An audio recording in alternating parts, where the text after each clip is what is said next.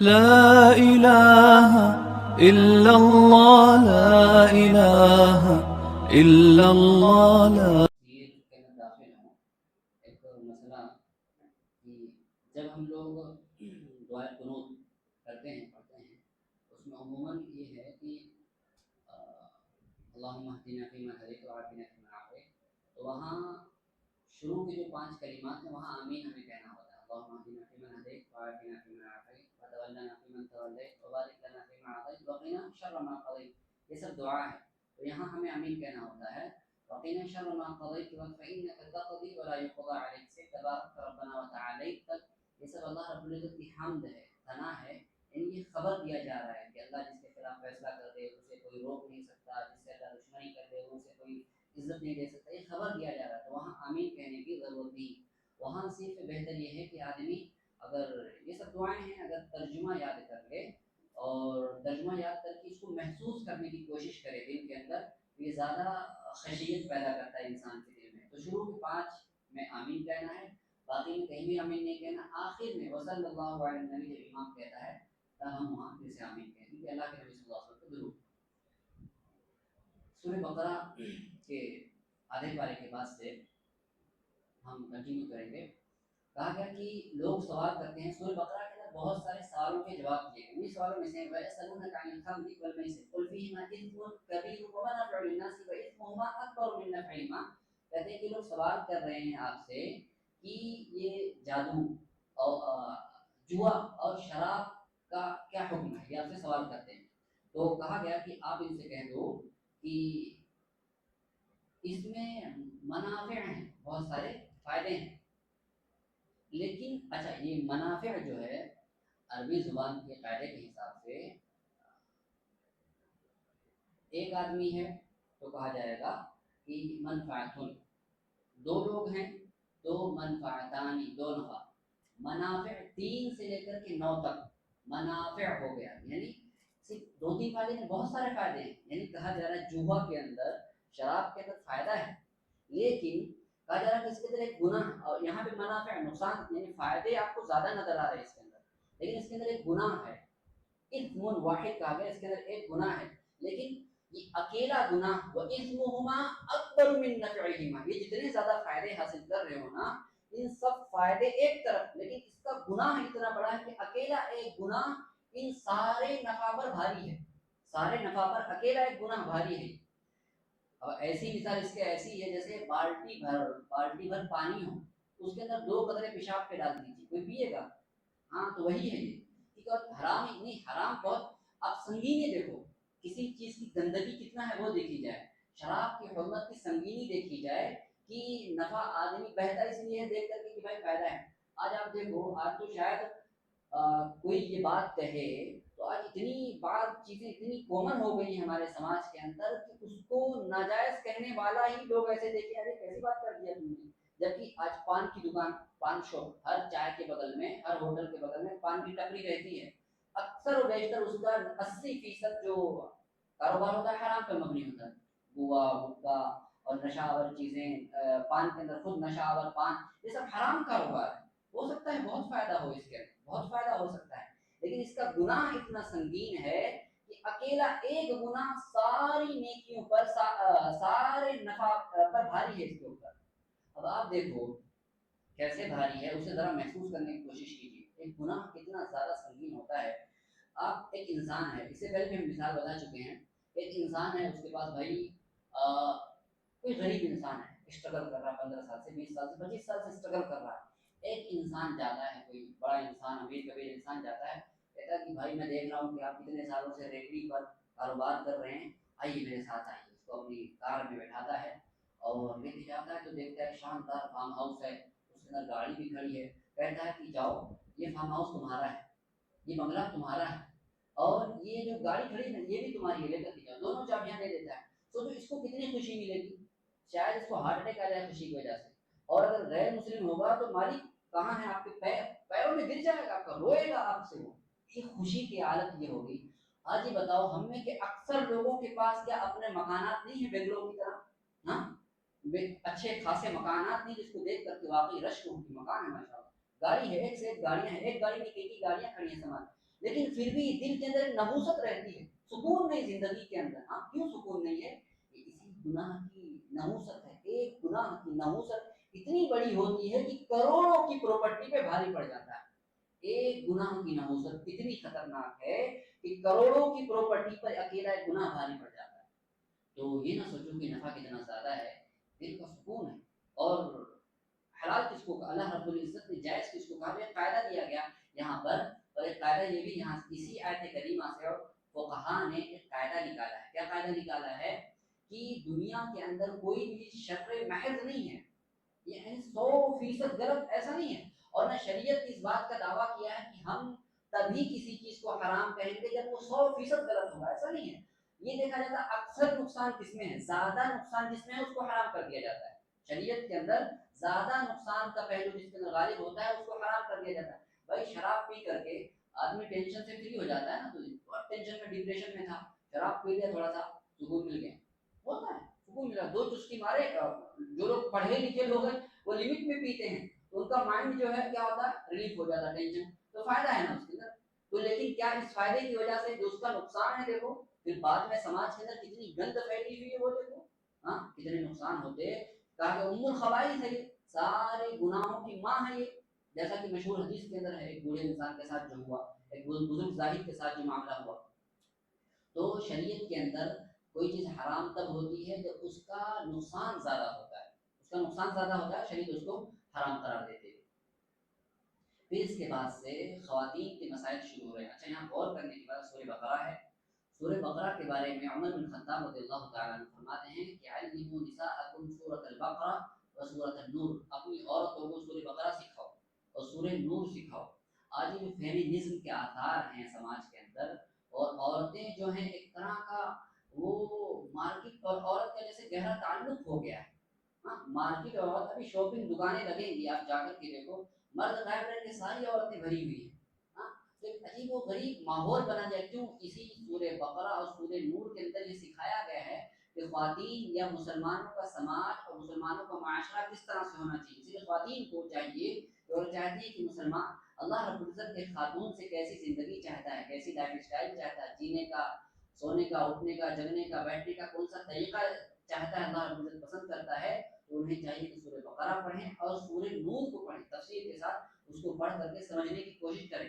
اب دیکھو مدینہ کے اندر یہ سورہ بقرہ مدینہ کے اندر نازل ہوئی، پوری لمبی سورت 2.5 پاروں کے اندر مشتمل ہے. پہلا پارہ، دوسرا پارہ، تیسرے پارے تک دی ہوئی ہے سورہ. آج ہم نے اس کو ختم کیا سورہ بقرہ کو. آج تو یہ مدینہ کے اندر اتنی لمبی چوڑی احکامات، سب سے زیادہ احکامات جو ہیں اسی سورہ کے اندر نازل ہوئی.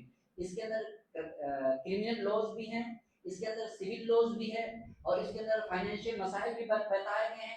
اس کے اندر گزشتہ قوموں کا خلاصہ بھی، بریف کیس بھی پیش کیا گیا ہے. تو گویا یہ پورے قرآن کے مسائل کا جامع ہے. یہ اگر آپ اس کو پڑھتے ہیں تو یہ گویا یہ بتانا چاہتا ہے کہ سورہ بقرہ اگر آپ پڑھ لیں تو یہ چاہتا ہے کہ مدینہ کو کیسے بنایا گیا.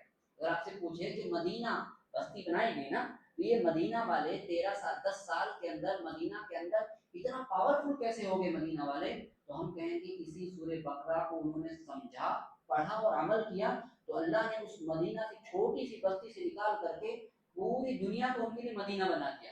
کہیں بھی جاؤ ہمارا ہی شہر ہے، مدینہ کا مطلب شہر، تو پوری دنیا ان کا ہی شہر ہوگا. کہیں اس کونے چین کے اس سرحد سے لے کر کے افریقہ کے بالکل ساحل تک چلے جاؤ، مسلمان بنداس گھوم رہے، سب کا سب اپنا ہی شہر ہے. اللہ نے خلافت قائم کر دی اسی سورہ بقرہ پر عمل کرنے کی وجہ سے. پورا مسلم سماج کیسا بن گیا تھا؟ جیسا سورہ بقرہ چاہتا ہے. اور یہاں پر دیکھو اسی مسلم سماج کے اندر ایک فیملی کے پرسنل مسائل کو کتنی تفصیل سے بتایا گیا ہے. تو اللہ رب العزت نے خود اپنے ذمہ لیا ہے ان مسائل کو بیان کر. طلاق کا مسئلہ شروع، سب سے پہلے نکاح سے مسئلہ شروع ہوتا ہے. کہا جا رہا ہے کہ ولا تنكحوا المشركات حتى يؤمنن. کسی یہاں پر لو جہاد کا رد کیا جا رہا ہے کہ کسی مشرکہ عورت سے شادی نہ کرو جب تک کہ وہ کیا نہ ہو جائے، ایمان میں لائے، مومن نہ.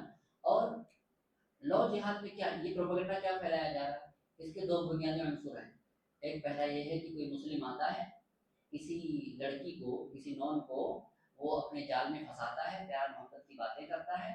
پھر جب وہ جب اس کے پیار محبت میں ہو آ جاتی ہے، شادی کر لیتی ہے، تو پھر اس کو فورس کرتا ہے کہ تو شادی کر، اب تو مسلمان ہو جا. اسی کو لو جہاد کہا جاتا ہے کہ بھائی اب تو مسلمان ہو جا. فورس کرتا ہے، اس کو پریشان کرتا ہے، حیران پریشان کرتا ہے. جبکہ قرآن کریم کے اندر آپ دیکھو خود قرآن کریم یہ کہتا ہے ولا متخذات اخدان، کسی مسلمان کو کے لیے جائز ہی نہیں ہے کہ وہ کسی عورت سے بات کرے، اجنبیہ سے بات کرے، نہ کسی عورت کو نہ کسی مرد کو جائز ہی نہیں ہے کہ کسی اجنبی مرد سے بات کرے۔ ولا متخذات اخدان، یہ جو لولو چوکو کی باتیں ہوتی ہیں آپس کے اندر، اس کو منع کیا گیا۔ ولا متخذات اخدان، یہ گال کی خدر کہتے ہیں، خدر اس گال کو کہتے ہیں، یعنی آدمی یعنی دوست کو عربی زبان میں اخدان، کیونکہ وہ بہت قریب رہتا ہے، تو کہا کہ ایک عورت مرد کا دوست نہیں ہو سکتا، آدمی آدمی کا دوست ہو سکتا ہے، عورت مرد کی دوست ہو ہی نہیں سکتی۔ یہ جو بوائے فرینڈ اور گرل فرینڈ ہے نا، اسلام کے اندر یا عورت ماں ہے، بہن ہے، بیٹی ہے، بیوی، اس کے علاوہ کوئی رشتہ نہیں۔ ایک عورت کا یا تو ماں ہے، بہن ہے، بیٹی ہے، بیوی ہے، یہی رشتہ ہے، باقی اسلام کا کسی اور عورت سے کوئی تعلق نہیں ہو سکتا، یہ بوائے فرینڈ کوئی تصور ہی نہیں ہو سکتا ہے۔ تو منع کیا گیا کہ آپ کو بات ہی نہیں کرنا ہے۔ تو جب ایک مسلم کو، ایک مسلم لڑکے کو ایک مسلم لڑکی سے ہی بات کرنا منع ہے، ایسے ہی مسلم نان مسلم عورت سے ہی بات کرنا منع ہو گیا، ایک پہلی چیز۔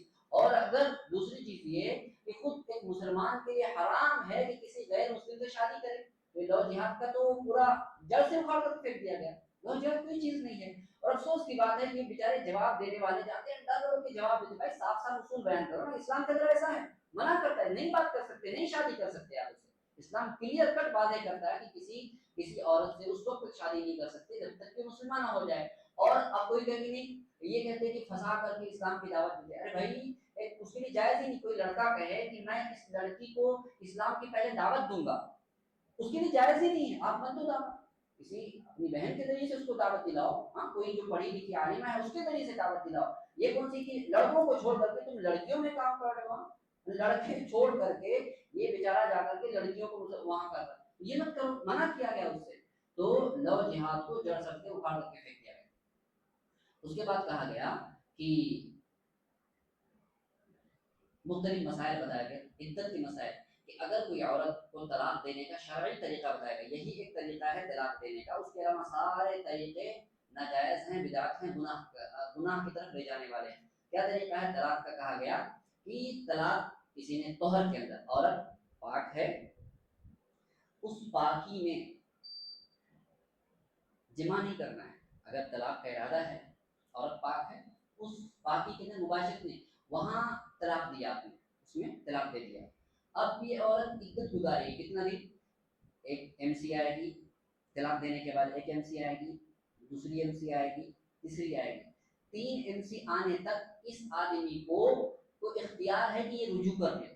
رجوع کا مطلب کیا؟ رجوع کر لے، اور رجوع کرنے 3 ایم سی آنے تک کیسے رجوع کرے گا؟ کوئی نہ کچھ الفاظ ہیں، بس دونوں آپس میں مل لی، ہو گیا رجوع، ہو گیا، کوئی کلمات الگ سے کہنے کی ضرورت نہیں کہ میں رجوع کرتا ہوں، یا کچھ بھی کرنے کی ضرورت نہیں۔ اور ان 3 یعنی 3 ایم سی، 3 مہینہ نہیں، 3 ایم سی آنے تک رجوع کرنے کا اختیار ہے۔ اب یہ 3 مہینہ اگر گزر جائے تو پھر اب وہ اپنے گھر جا سکتی ہے یا اپنے گھر، دونوں اپنا اپنا راہ لیں۔ اچھا دونوں پھر سے ایک ساتھ ہونا چاہتے ہیں تو کہا گیا کہ اب 3 ماہ کے گزر جانے کے بعد دونوں ایک ہونا چاہتے ہیں، شادی کرنا چاہتے ہیں، لڑکا بیچارہ لڑکی بیچارے کہ ہم دونوں ایک ساتھ ہونا چاہتے ہیں، تو پھر سے نکاح جدید ہوگا اور نیا مہر متعین کیا جائے گا، نکاح جدید ہوگا اور نیا مہر متعین کیا جائے گا۔ یہ ہے طلاق شرعی۔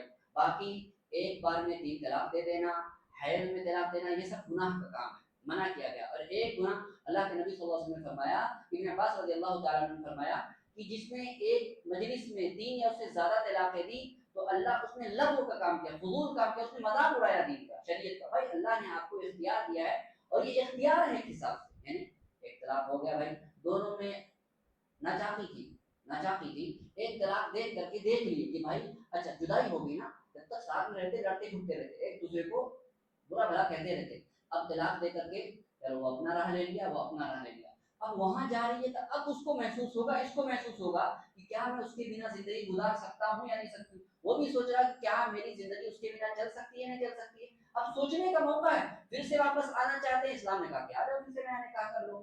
2 بار ہو گیا، تیسری بار اگر اس نے طلاق دے دیا، یہی پروسیس سے تیسری بار دیا، تو کہا گیا کہ اب تیسرا بھی اس نے اختیار اپنا یوز کر لیا ہے، اب وہ اپنے گھر چلی گئی، یہ طلاق البتہ ہو گئی، تو اب یہ گئی ہمیشہ کے لیے اس کے پاس۔ اب رجوع کا کیا طریقہ ہو سکتا ہے؟ کہا کہ تینوں طلاق یوز کرنے لینے کے بعد رجوع کا طریقہ یہی ہوگا کہ یہ عورت گئی، اس نے دوسرے آدمی سے شادی کی، دوسرے آدمی نے اس کو ہمیشہ کے لیے اپنی بیوی بنایا، ہمیشہ کے لیے اپنی بیوی بنا لیا اور رہے ساتھ میں، پھر اتفاق ایسا ہوا کہ یہ شوہر مر گیا یا اس نے بھی طلاق دے دی، تو اب یہ واپس لوٹنا چاہتی ہے تو لوٹے۔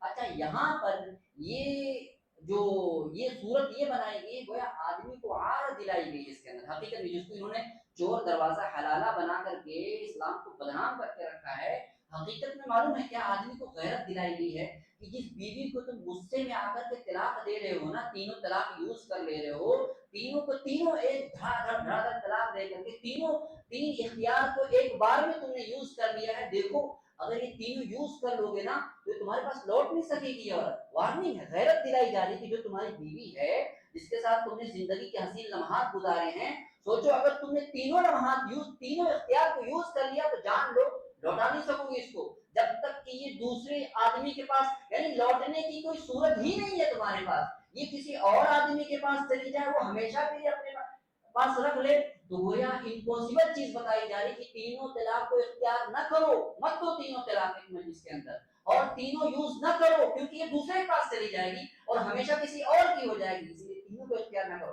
اب اتنی خوبصورت چیز کو انسان کی فطرت کے بتاؤ، یہ جب مسئلہ چل رہا تھا طلاق کا تو جو بنچ تھی اس کے اندر ایک خاتون بھی تھی، اس نے جب پڑھا تو کہا کہ سبحان اللہ، وہ کہہ رہی نان مسلم، وہ کہہ رہی کہ اتنا بہترین نظام آج تک میں نے کہیں دیکھا ہی نہیں، یعنی طلاق کا انسانی فطرت، انسان کی سائیکولوجی، فیملی کی جو مزاج ہوتا ہے اس سے اچھا کوئی سسٹم ہو ہی نہیں سکتا، لیکن ان لوگوں نے کیسا اس کو مذاق بنا کر کے رکھا بتائیے۔ حلالہ سینٹر کھلے ہوئے ہیں، بیل رہتے ہیں وہاں پر، روم ہے، روم نمبر 1، روم نمبر بیل، جو عورتیں آتی طلاق دیتی ہیں، اندر جاتی ہیں، حلالہ ہوتا ہے، واپس سے زنا کا اڈا کھول کر کے رکھا ہے ان لوگوں نے شریعت کے نام پہ، بتاؤ یہ زنا کا اڈے ہیں سارے کے سارے۔ کسی عورت نے، وہ بیچاری سلیم الفطرت تھی، اس نے طلاق دے دیا تو پہلے حلالہ کرنا پڑے گا، عورت غیرت مند تھی، کہنے لگی طلاق تو نے دیا ہے، تو جا کے حلالہ کروا، میں نے تھوڑی طلاق دیا ہے، تو جا کر کے حلالہ کروا لینا، اس کو مجبور کر رہے عزت کے لٹوانے کا۔ بدنامیاں یہ جو اسی تعصب کی وجہ سے اسلام کا چہرہ داغدار ہو جاتا ہے، تو یہ حلالہ کا صحیح طریقہ۔ عدت کیا ہے؟ عدت یہ ہے کہ کوئی طلاق دے دے تو عدت ہے 3 ماہ، 3 حیض آنے تک، وہی جو رجوع کرنے کی مدت ہے وہی اس کی عدت ہے۔ یہ کس کی؟ جس کو طلاق ہو جائے، شوہر کی وفات ہو گئی تو کہا گیا کہ 4 مہینے 10 دن۔ عورت خلا لے لے تو اس کی عدت کیا ہے؟ عورت خود خلا لے لے کہ نہیں رہنا ہے تو اب وہ آدمی خود سے طلاق دے دے رہا، ٹھیک ہے، یہ طلاق نہیں دے رہا ہے، لڑکی کہہ رہی مجھے اس کے ساتھ نہیں رہنا ہے، تو خلا کا طریقہ یہ بتایا گیا کہ سماج کی اس طرف سے بڑے لوگ، اس طرف سے بڑے لوگ، دونوں لوگ بیٹھیں اور فیصلہ کریں کہ ہم اس نکاح کو فسخ کرتے ہیں، اس نکاح کو فسخ کرتے ہیں، خلا ہوگی۔ اب ایسی عورت کی جس نے خلا خود سے لیا ہے، اس کی مدت کتنا؟ 1 مہینہ ہے، تاکہ 1 مہینے کے بعد دوسری MC آ جائے تو پتہ چلے کہیں بچہ وغیرہ تو نہیں ہے، تو استبراء رحم کے لیے، یعنی کہیں ایسا نہ حمل اسے ہو اور بچہ کسی اور کا ہو، تو استبراء رحم کے لیے 1 ماہ کی عدت اس کی ٹھہرائی گئی۔ اچھا یہاں سارے فیملی مسائل چل رہے، طلاق ہے، نکاح ہے، اور اس کے بعد خلا کے مسائل بتائے گئے، رضاعت کے مسائل، اسی کے بیچ میں کہا جا رہا ہے حافظوا علی الصلوات والصلاۃ الوسطی، ہاں نمازوں کا خیال رکھو، خاص کر بیچ والی نماز کا۔ اکثر علماء نے کہا بیچ والی نماز سے مراد کیا ہے؟ عصر کی نماز کا۔ اب یہاں مسئلہ یہ ہے، سوال یہ ہے، یہاں سارے فیملی کے مسائل چل رہے ہیں، اب فیملی کے مسائل کے بیچ میں نماز کا ذکر کیا گیا، نماز کا ذکر کیا گیا۔ اب دیکھو کسی کے شوہر کا انتقال ہو جائے، دل ٹوٹتا ہے کہ نہیں؟ دل ٹوٹا ہے، میاں بیوی میں جدائی ہو گئی، دل ٹوٹا ہے، کہا دل ٹوٹا ہے نا، نمازوں کی پابندیاں کرو، ہم جوڑ دیں گے، نمازوں کی پابندی کرو، تمہارے ٹوٹے ہوئے دل کو ہم جوڑ دیں گے، تمہارا گھر جو اجڑ رہا ہے اس کو پھر سے آباد کر دیں گے۔ تو اسی لیے کہا گیا کہ 5 وقت کی نمازوں کی پابندی کرو، خاص کی عصر کی نماز کی، اور عصر کی نماز کے بارے میں خاص پابندی حکم دیا گیا۔ اللہ کے نبی صلی اللہ علیہ وسلم فرماتے ہیں جس نے عصر کی نماز کو جان بوجھ کے چھوڑ دیا، کأنما غدر مالہ واہلہ، جس نے جان بوجھ کر کے عصر کی نماز کو چھوڑا گویا اس کا مال اور فیملی برباد ہو گئی، اور واقعی برباد ہو رہی کہ نہیں ہو رہی؟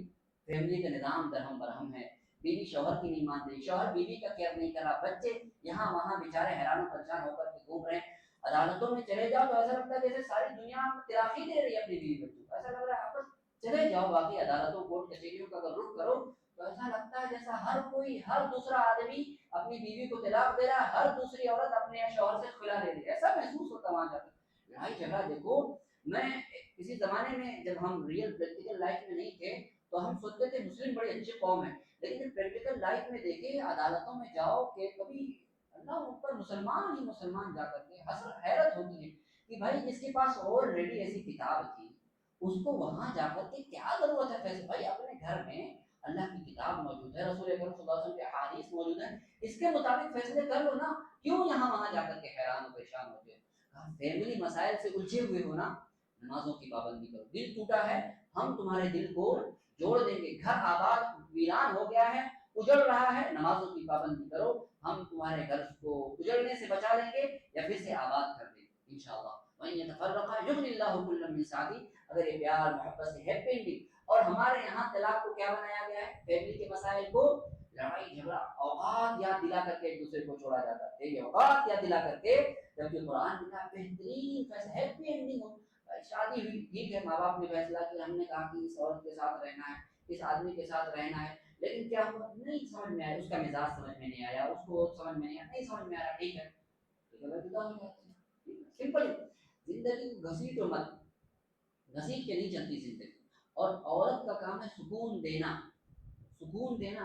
अब औरत कह रही कि मुझे नहीं रहना है, तो जो फैसला कर चुकी है कि नहीं रहना है वो आपको सुकून नहीं, उसको जबरदस्ती घसीटने की कोशिश मत करो, छोड़ दो उसको, हैप्पी एंडिंग करो, रुसवा मत करो, दिल रुसवा मत करो, उसके माँ बाप के औकात याद मत दिलाओ, खानदान के लान तान मत करो, हैप्पी एंडिंग करो। वइन यतफर्रका, अल्लाह का वादा है, वइन यतफर्रका युगनिल्लाहु कुल्लम मिन साती, दोनों तरफ के पंच बैठे आपस में समझ हल करवाने की कोशिश की, नहीं हल हुआ, कहा कि अगर दोनों जुदा होते हैं अल्लाह दोनों को अपने फضل से अपनी वसातों से बेनियाज कर देगा, तुमको भी इंशाअल्लाह पटरी पे चढ़ा देगा, उसको भी इंशाअल्लाह अजीज पटरी पर चढ़ा देगा। घसीटी नहीं जाती है जिंदगी, जिंदगी प्यार और मोहब्बत से जी जाती है। उसके बाद अच्छा फैमिली के मसाइल के बाद कहा जा रहा है कि बनु इसराइलियों को, आखिरी बात करके बात खत्म करते हैं, बनु इसराइलियों को कहा गया कि ताबूत सकीना था इनके पास। ये लोग क्या करते थे, ताबूत सकीना ताबूत की तरह कोई चीज थी, उसके अंदर मूसा अलैहिस्सलाम का आसा, हारून अलैहिस्सलाम के कपड़े और आले हारून व आले मूसा की कुछ मुबारक चीजें थी। तो ये लोग क्या करते थे, जब जंग करने जाते थे तो इसको जो है ऐसे अपने सामने रख लेते थे, जंग करने जाते सामने रख लेते थे, तो इसकी बरकत से इनके दिल मजबूत होते थे और इसकी बरकत से जंग जीत जाया करते थे लोग। लेकिन जब ये लोग बेदीन हो गए, अपने रसूलों की दीन की तालीमात को फरामोश करने लगे, तो मालूम है क्या हुआ, जिसके जरिए से ये लोग जीतते थे उसी को बाद एक बादशाह ने हमला किया, लेकर उसी को लेकर चला गया, जालूत आया लेकर के चला गया। सोचो, जो बरकतों का जरिया था, जिसके जरिए से जंग जीती जाती थी, उसी को लेकर के चला गया। क्या पता चला, मसाजिदें आबाद होंगी, इसके जरिए से अल्लाह तुमको गलबा देगा। लेकिन अगर ये मस्जिदें वीरान हो जाएं, यही हमारे हाथों से छीन ली जाएंगे। आज हमारे साथ यही हो रहा है, मस्जिदें के लाले पड़े हुए हैं, आज हलक पे बात आई हुई है, कौन सी मस्जिद कब निकल जाए, आज दिल की धड़कनें तेज हो जाती हैं। क्यों? इसी यहूदियों वाली हरकतें हमने की है, दीन से रुगरदानी की है, अल्लाह की किताब को अपने पीछे डाला है, रसूल अकरम सल्लल्लाहु अलैहि वसल्लम के फरमानात को अपने कदमों तले रौंदा है। तो आज हालत ये है कि जिसके जरिए से हमें बरकत मिलती थी, सआदतें मिलती थी, वही आज उन्हीं के छिन जाने का हमारे ज़हन दिमाग में डर सवार है। हाँ, तो ये लोग, अच्छा इनको कहा गया, ये छिपके चला गया, जिल्लत और रुसवाई की जिंदगी गुजार रहे हैं, तो अपने नबी से कहते हैं कि अल्लाह से दुआ करो कि कोई हमारा कमांडर मुकर्रर कर दे, तो हम उसकी रहनुमाई में जंग लड़ेंगे और जीतेंगे। तो नबी ने दुआ की, समूईल नबी का नाम था गालिबन, उन्होंने दुआ की, अल्लाह ने कहा कि तुम्हारा लीडर जो है, जो इस जंग के अंदर तुम्हारा जो कमांडर होगा वो तालूत होगा। ये इतने बदबख्त थे, पहले तो कहा तो अल्लाह ने मुकर्रर कर दिया, ये बदबख्त है, अन्ना यकूनु लहुल मुल्कु अलैना व नहनु अहक्कु बिल मुल्कि व लम युता साअतन मिनल माल। कहने लगे अरे ये कैसे लीडर हो सकता है, इसके पास तो पैसा भी नहीं है, व लम युता साअतन मिनल माल, इसके पास तो पैसा नहीं, ये कैसे, यानी ये आज मुसलमान नहीं, पैसा है, गरीब है, केयर नहीं करते, उसका सलाम का भी जवाब नहीं देते। پیسہ ہے تو دور دور سے ذرا قصد کر کر کے نیتوں ارادے کر کے، جیسے لوگ طواف عمرہ کرنے جاتے ہیں نا، ویسے لوگ سیٹھوں کے ہاں ارادہ کر کر کے وہاں گردش کرتے، آگے پیچھے فون پہ فون لگا گردشیں کرتے، اور کوئی حاجت مند آ جائے تو رشتہ داروں کو توڑنے والے، رشتہ داریوں کو کچلنے والے، سارے رشتوں ناتوں کو توڑنے والے، دوستی یاریوں کو توڑنے والے، کسی چیز کا خیال نہیں رکھنے والے، پیسوں کا بڑا خیال رکھتے ہیں۔ یہودیوں کی خصلت تھی، کہا یہ کیسے لیڈر ہو جائے گا ہمارا، اس کے پاس تو پیسہ نہیں ہے۔ اللہ نے کہا، اللہ کے نبی نے کہا، قال ان اللہ اصطفاه علیکم وزادہ بسطۃ فی العلم والجسم، بدبختو اللہ نے اس کو چوز کیا ہے، اور اس کے پاس خوبی یہ ہے کہ زادہ بسطۃ فی العلم، اس کے پاس علم ہے، والجسم، اور طاقت، جسمانی لحاظ سے طاقتور ہے۔ تو بتائیے چلا کہ لیڈر وہ ہو جس کے پاس علم ہو اور جسمانی طور پر فٹ ہو، جسمانی طور پر کبھی حسن لگے کہ ہاں لیڈر ہے ماشاء اللہ سے، تو یہ دو چیزیں ہونا چاہیے تو کمانڈر بن سکتا ہے۔ تو کافی نہیں مانتے، اچھا پھر بھی نہیں مان رہے تو اس کی نشانی کیا ہوگی، کچھ ایسا کچھ بتاؤ کہ ہم مان لیں یہ نبی ہے۔ تو کہا کہ نشانی یہ ہے کہ اس کے گھر کے سامنے صبح کو تمہیں تابوت ملے، تمہارا تابوت جو گم ہو گیا ہے نا وہ تابوت مل جائے گا۔ صبح اٹھ کر کے دیکھا تو تابوت مل گیا، طالوت کے گھر کے سامنے تابوت پڑا ہوا ملا، تب جا کر کے یہ بدبخت لوگ مانے، یعنی ان کو ہر چیز کے لیے چھوٹی چھوٹی باتیں منوانے کے لیے معجزوں کی ضرورت تھی، اور آج مسلم قوم بھی معجزوں کا انتظار، صلاح الدین ایوبی کا انتظار کر رہی ہے، صلاح الدین ایوبی آئے گا تب جا کر کہہ رہے بدبختو اپنے عمل کو سدھارنا ہے۔ یہاں پر یہودیوں والی خسرت ہے، اللہ نے تم کو وسط امت بنایا تھا، انسانوں کو کتاب و سنت پر عمل کر لو، اس سے بڑا معجزہ کیا چاہیے، اس سے بڑی نشانی اور آیت کیا چاہیے انسانوں کو کامیاب ہونے کے لیے دنیا کے اندر۔ یہی چیز تین صحابہ نے عمل کیا، کہاں سے کہاں پہنچ گئے، تو آج بھی وہی چیز اگر ہم عمل کریں تو ہم کہاں سے کہاں تک جا سکتے ہیں۔ اچھا آخری بات کر کے بات ختم کرتے ہیں، کہا کہ یہ لوگ 80,000 لوگ کی نشانی دیکھیں، 80,000 لوگ تیار ہوئے جنگ کرنے کے لیے، تیار تو ہو گئے ہو، ہم تمہارا ایگزام لیں گے کون جنگ میں لڑتا ہے کون بھاگتا ہے۔ تو کہا کہ ابھی آگے ایک نہر آنے والی ہے، اس نہر میں ان اللہ مبتلیکم بنہر، اس نہر میں پار ہونا ہے، پانی نہیں پینا ہے، اب جنگ کرنے جا رہے ہیں، پانی نہیں پینا ہے، اور اگر پیاس لگی بھی ہو تو ایک چلو لینا ہے پی لینا، اس سے زیادہ نہیں پینا ہے، اور جس نے پی لیا وہ جنگ نہیں لڑ سکے گا۔ پھر لوگ نہر کے پاس سے گزرے، فَشَرِبُوا مِنْهُ إِلَّا قَلِيلًا مِنْهُ، سارے لوگوں نے پانی پی لیا سوائے تھوڑے لوگوں کے، صرف 313 لوگوں نے، جو بدر کی تعداد تھی اتنے لوگوں نے نہیں کہ 80,000 لوگوں میں سے سارے لوگوں نے پی لیا، سب پلٹ گئے، کہ لا طاقت لنا اليوم بجالوت، آج ہم نہیں لڑ سکتے، کوئی طاقت نہیں ہے، اتنا بڑا لشکر سے کون لڑے گا، ہم نہیں لڑ سکتے۔ لیکن جو 313 تھے لڑے تو اللہ نے ان کو جیت دلائی۔ کیا پتہ چلا کہ جب ہم، اللہ نے منع کیا تھا نا، حرام کیا ہے، گناہ کا کام کیا ہے، ہر وہ چیز گناہ ہے جس کو اللہ نے منع کیا ہے، ان کو کہا نہر کا پانی مت پیو تو انہوں نے پی لیا، یہ گناہ کا کام کیا۔ پتہ چلا کہ گناہ کا کام کرنے کے بعد انسان کے دل کے اندر بزدلی ڈال دی جاتی ہے، گناہ کر دینے کے بعد انسان کے دل میں بزدلی ڈال دی جاتی ہے، اور دنیا کی تاریخ گواہ ہے بزدلوں نے کبھی کوئی تاریخ رقم نہیں کی، بزدل تاریخ نہیں لکھا کرتے، بزدل تاریخ نہیں لکھا کرتے۔ ایمان والے جن کی عزیمتیں اور ایمان و ارادے مضبوط کب ہوتے ہیں، جگر کب پیدا ہوتا ہے، جب ایمان ہوتا ہے، اللہ گناہوں سے دور ہوتا ہے۔ اللہ رب العزت دعا کرتے ہیں کہ رب کریم ہمیں کتاب و سنت پر عمل کرنے کی توفیق بخشے، اور اس قرآن کریم کو سمجھ کر کے خوب خوب عمل کرنے کی توفیق بخشے۔ واخر دعوانا